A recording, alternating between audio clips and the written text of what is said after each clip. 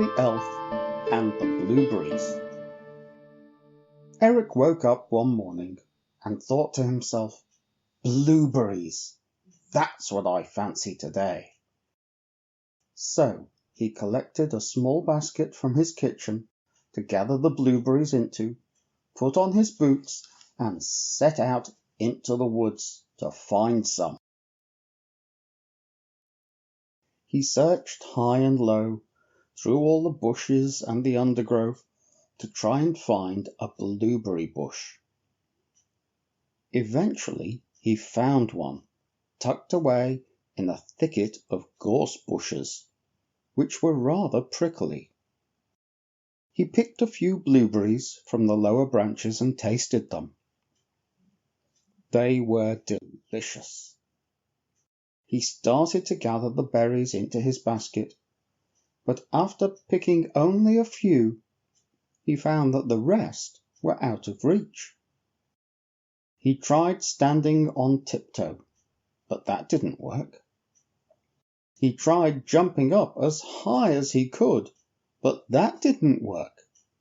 In fact, he fell into the bushes and scratched his nose. "What are you up to, Eric?" asked Mr. Blackbird, landing lightly on one of the higher branches of the bush. "Hello there," said Eric.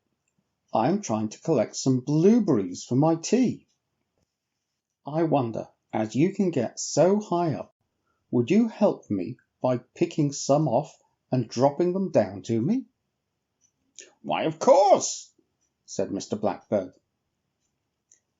He tried grabbing a big beakful of berries ready to drop them down to Eric, but every time he closed his beak on a fat, juicy berry, it just squished into juice.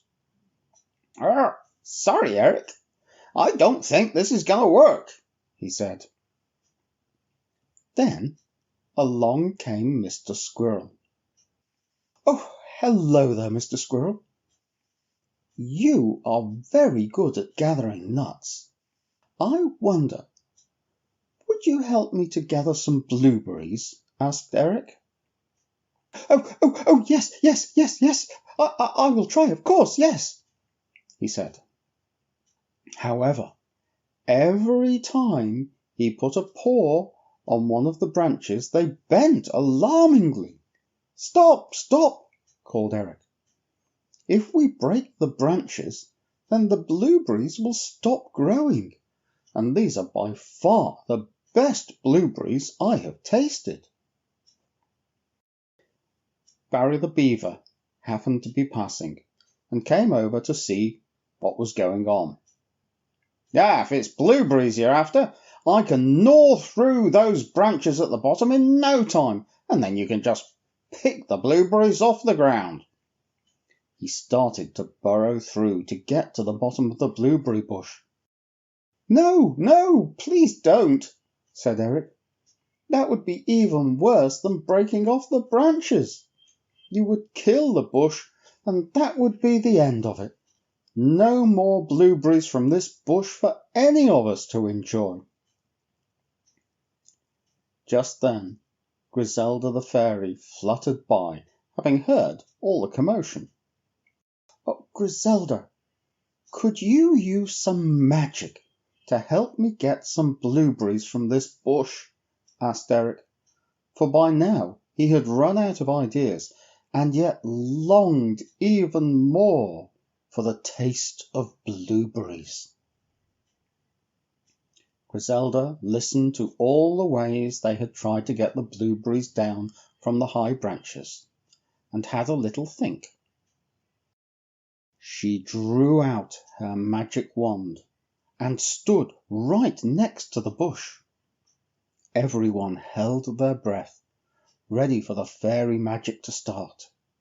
Griselda leaned forward, and catching the end of her wand round a branch, pulled it down within Eric's reach. "There you are, Eric. Help yourself," said Griselda, with a little chuckle. "There is really no need to make life more difficult than it needs to be." Eric was a little embarrassed, but he soon got over it as he filled his basket and then invited everyone back to his cottage for blueberry muffins.